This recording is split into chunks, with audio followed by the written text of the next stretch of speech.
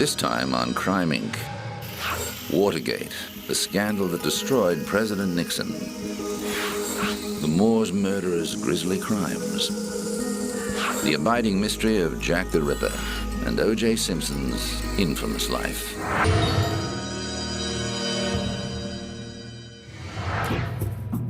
For the generation growing up in England in the 60s and 70s, there were no more notorious faces or names than those belonging to Myra Hindley and Ian Brady. Dubbed the Moors murderers, the pair was arrested in 1965 for the murders of 5 children and teenagers. Brady and Hindley buried most of the bodies in the Saddleworth Moor area in Lancashire, North England. The murders took place over a period of 2 years. The first victim was 16-year-old Pauline Reed, who accepted a lift with Hindley on her way to a dance. Hindley stopped the car on the moors and asked Reed to help her find a missing glove. While she was looking, Brady grabbed her, sexually assaulted her, and slit her throat. The next 2 murders were 12-year-old boys, John Kilbride and Keith Bennett, abducted 6 months apart with Hindley's connivance. Both were sexually assaulted, strangled, and buried on the moors. Kilbride's remains were uncovered 2 years later in 1965, but Bennett's body was never found. The final 2 victims, 10-year-old Leslie Ann Downey and 17-year-old Edward Evans, were killed in the house Hindley shared with her grandmother in Hattersley. Brady murdered Evans in front of Hindley's brother-in-law, David Smith, hoping to recruit him as an accomplice. But Smith went home horrified and alerted police. Brady and Hindley were described by the judge at their court case as 2 sadistic killers of the utmost depravity. Brady spent 19 years in mainstream prisons before being declared criminally insane in 1985 and sent to Broadmoor Psychiatric Hospital, then to Ashworth Hospital in Liverpool, having made it clear he never wants to be released. She should be in prison and left there to rot, because she shouldn't be on this earth at all. She should be tortured like she tortured them kids.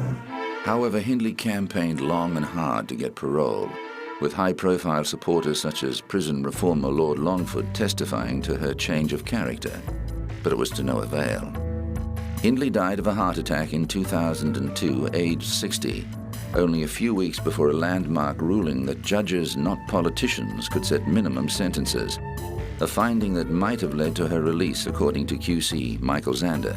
I'm sure that the Lord Chief Justice is right to say that there must be that possibility. Who knows? Something may come up, or public opinion may change, after all, for some reason. Or this person who's been 20, 30, 40 years in prison is now an old person or is a sick person and can safely be released, and public opinion will stand for them. Other killers told that life means life include Hindley's co-conspirator Ian Brady, Yorkshire Ripper Peter Sutcliffe, sadistic murderer Dennis Nilsson, and House of Horrors killer Rosemary West. For a time, Hindley and West were in the same wing of Durham Prison, which became dubbed the Club of the Damned.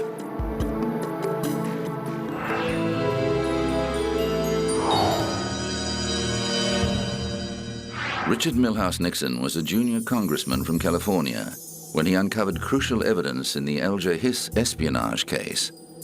The microfilm documents found buried in a pumpkin patch helped convict Hiss of perjury.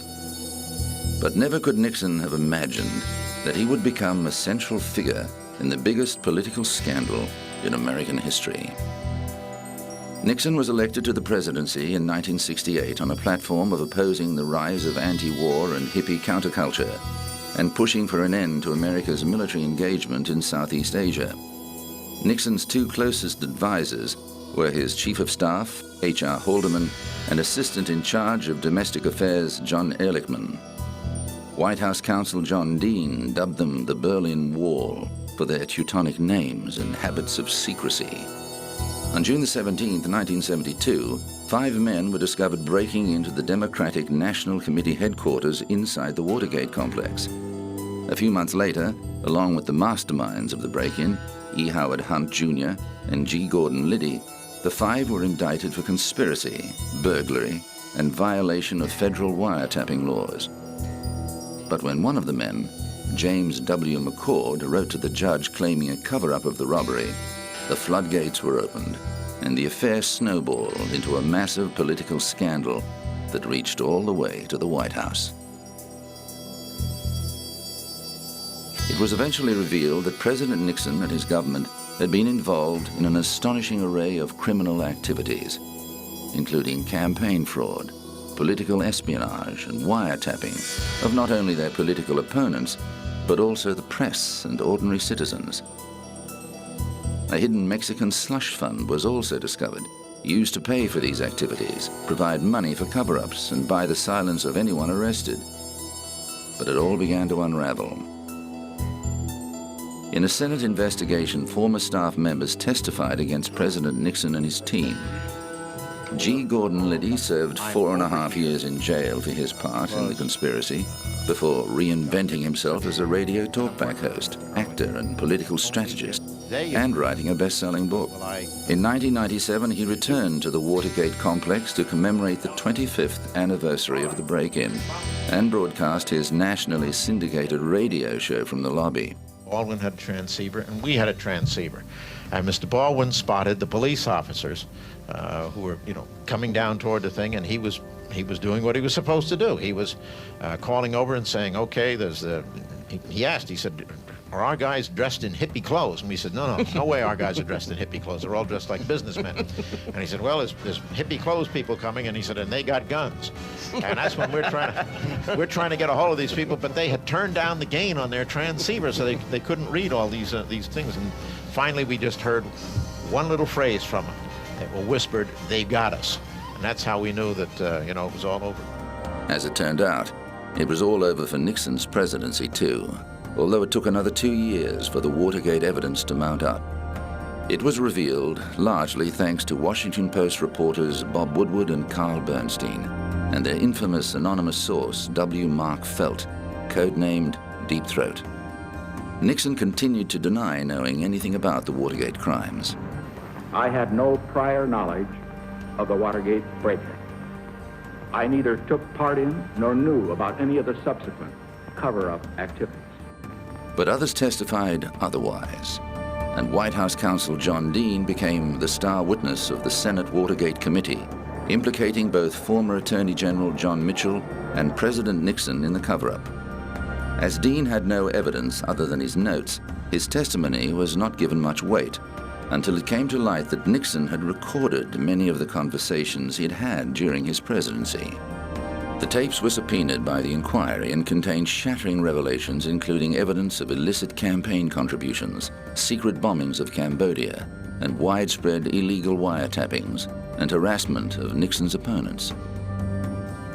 The fallout led to threats of impeachment, but Nixon forestalled this action by stepping down as president. I shall resign the presidency effective at noon tomorrow.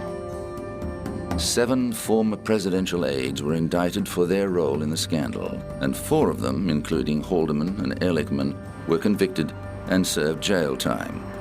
Altogether, 19 conspirators went to prison for Watergate. However, Nixon was not among them. On September the 8th, 1974, President Gerald Ford, who took over from Nixon, controversially granted the former president a full and unconditional pardon for any crimes he may have committed during his presidency.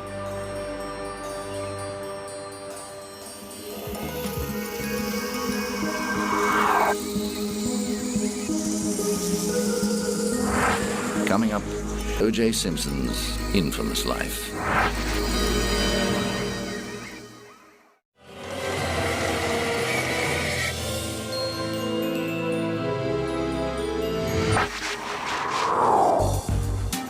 .875 South Bundy Drive, Brentwood, Los Angeles. On the 12th of June 1994, Nicole Brown Simpson, age 35, and her friend 25-year-old Ronald Goldman were brutally murdered in the driveway of this home. The prime suspect was Nicole's ex-husband, Orenthal James Simpson, known to the world as O.J., who was filmed being chased by police on Interstate 405. The football legend, sports commentator, and sometimes movie star was eventually arrested and charged with the crimes. 4 days after the case, Simpson appeared in court for his arraignment and pleaded not guilty to the 2 murders. The following trial lasted 9 months and attracted so much global publicity, it was dubbed the trial of the century. The court case made many of the people involved in it familiar figures. Judge Lance Ito found himself the subject of television comedy parodies. Prosecutor Marcia Clark and leading members of the defense team, like Johnny Cochran, also found themselves in the spotlight. Although there was a great deal of DNA evidence against Simpson, in the end, it seemed as if the prosecution's case rested on its ill-advised decision to have Simpson try on one of the blood-soaked gloves implicated in the murders. Perhaps it had shrunk due to the blood, or following a freezing and thawing process. Perhaps it's true that Simpson had stopped taking arthritis medication, resulting in swelling of his joints, or maybe he simply wasn't guilty. Whatever the reason, the glove clearly did not fit, and the jury took only 3 hours of deliberation before acquitting him on both charges. However, in February 1997, the case took an even more bizarre turn, when a civil jury in Santa Monica found Simpson guilty of the wrongful death of Goldman, as well as battery against both Goldman and Nicole Simpson. But Simpson refused to pay the $33 million in civil damages awarded to the Goldman family. Controversy flared again when Simpson attempted to publish a book called If I Did It in 2006. The Goldman family took him to court and won the right to collect 90% of the book's profits to satisfy the unpaid civil judgment. In 2007, O.J. Simpson was back in court for allegedly stealing sports memorabilia from a Las Vegas hotel room. He and his 2 co-defendants, Clarence C.J. Stewart and Charles Ehrlich, were bound over for trial on a total of 12 charges. Prosecutors say the men stormed into the hotel room of sports collectors Alfred Beardsley and Bruce Fromong at the Palace Station Hotel and took thousands of dollars worth of Simpson's own memorabilia at gunpoint. Officials charged him with kidnapping with a deadly weapon, robbery with a deadly weapon, and assault and conspiracy to commit kidnapping, robbery and burglary, among other crimes. In January 2008, Simpson was again in front of a judge, facing allegations that he had violated his bail conditions. And when I tell you, Mr. Simpson, there are conditions and there are rules, let me make sure that you understand that if you violate those rules. The 60-year-old has said he was not stealing the memorabilia, but taking back what belonged to him. He remains free on bail of $250,000, but if convicted of the charges, he's facing the inside of a jail cell for the rest of his life.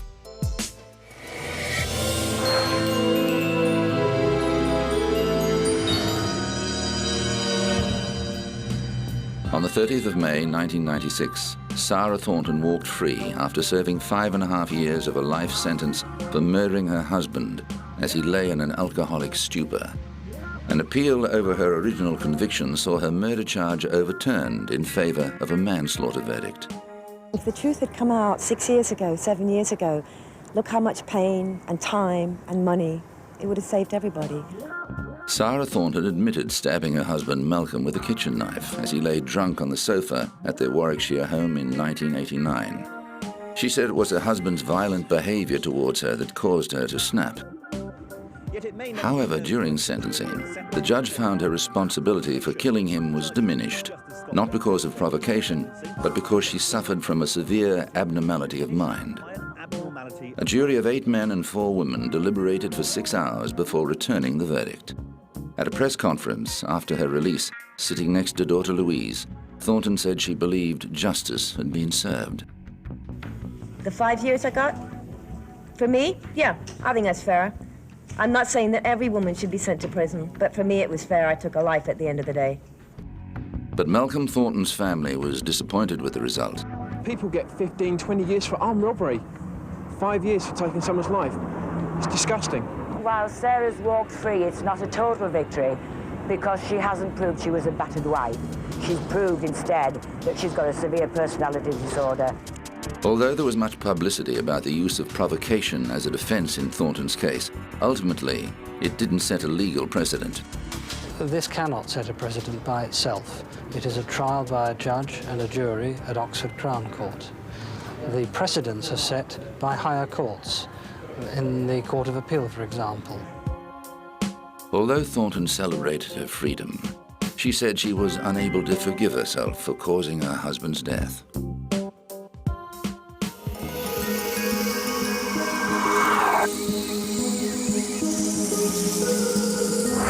Coming up, Jack the Ripper.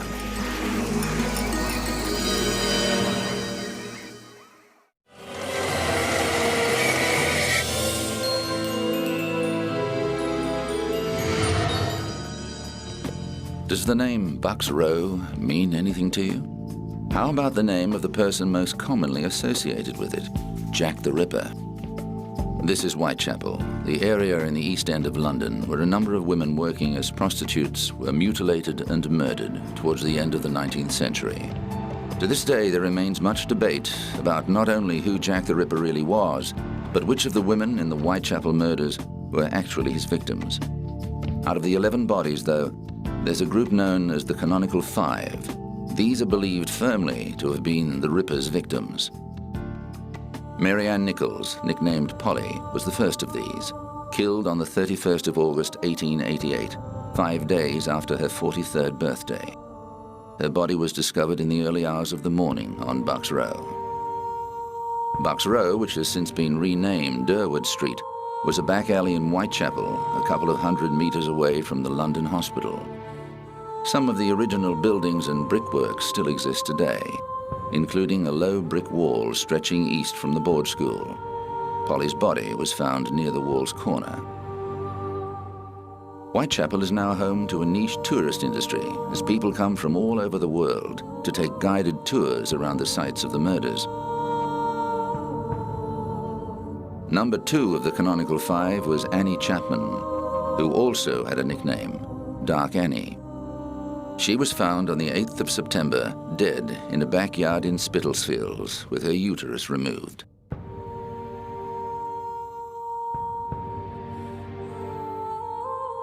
Throughout the police investigation, a huge number of letters were sent to the police.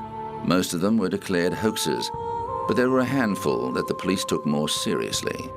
The first of these was the Dear Boss letter received on the 28th of September. It was the first time the serial killer signed himself Jack the Ripper, and also referred to clipping a lady's ears off, which rang alarm bells the very next day. The 30th of September 1888 became known as the double event because 2 women were found close together on the same day. Victim number 3 was Elizabeth Stride, also known as Long Liz. The Swedish-born 43-year-old was found in the early hours in Dutfield's yard off Berner Street. Like Bucks Row, Berner Street was also renamed to play down the ghoulish connotations. Catherine Eddowes was a bit different. Her body was found outside Whitechapel in Mitre Square in the City of London.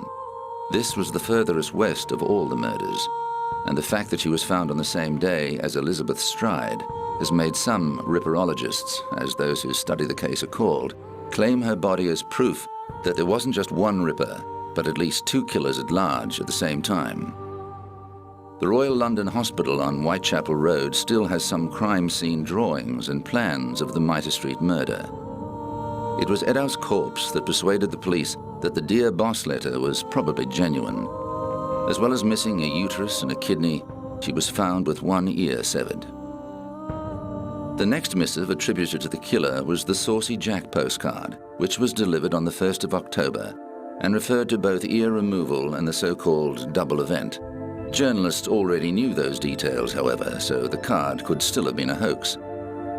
With such widespread publicity and reporting of the murders, citizens were understandably nervous, and one of them, George Lusk, led the Whitechapel Vigilance Committee to patrol the streets. It was to Lusk that the next letter was addressed.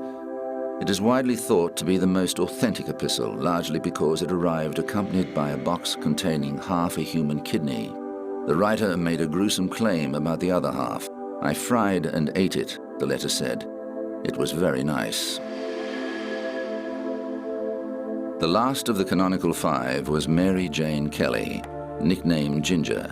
She was the only one of the 5 found indoors, discovered on the bed of her single-room home at Miller's Court in Spitalfields on November the 9th. Even with contemporary technology, we are still no closer to solving the mystery, and the list of possible suspects seems only to grow as the years go by. The briefest survey will throw up at least 25 names of long-dead possibilities. The mystique behind the murderous mystery has grown over the years, and many people have devoted their lives to researching the case. And at London's police headquarters at Scotland Yard, a museum of crimes from the past contains a number of exhibits on the city's most famous unsolved crime. In 2006, the museum was presented with a book containing a handwritten note made by the investigating officer, naming the man he suspected of being the notorious killer. Over the years, suspects have included Montague John Druitt, a 31-year-old barrister and schoolteacher, and Dr. Francis J. Tumblety, an American quack doctor who was arrested in 1888 for gross indecency. But Chief Inspector Donald Sutherland Swanson believed a Polish man, Aaron Kosminski, was responsible for the murders. The book was handed to the museum by Swanson's great-grandson, Neville. It's by Sir Robert Anderson, who was my great-grandfather's boss at Scotland Yard, and this is one of his many memoirs called The Lighter Side of My Official Life, and he presented a copy to my great-grandfather as they'd worked closely together for many years, and my great-grandfather sat down and read it and made certain pencil annotations in parts where he thought he could add to the picture. And there's certain notations there which name who he thinks the killer was? Yes, at the very end of his penciled notes, he says Kosminski was the suspect. And how convinced are you that he knew that was the person? I'm convinced because he was in day-to-day, hour-to-hour control of the case. He saw every piece of paper, spoke to every witness, and he was completely convinced that this was the man. The name of Kosminski has been known for nearly 30 years. At the time of the murders, he was watched by police and later placed in a mental asylum. The murders stopped. The book is a welcome addition to the museum. Everything, the genuine items, all down at the National Archives. So we would have no more than anybody else. And so to have this one item in its uniqueness, we're very, very pleased to get it. But even a policeman's suspicions won't be enough to end the debate about who Jack the Ripper really was. There will always be speculation. There will always be people that have their own theory. You will never stop that.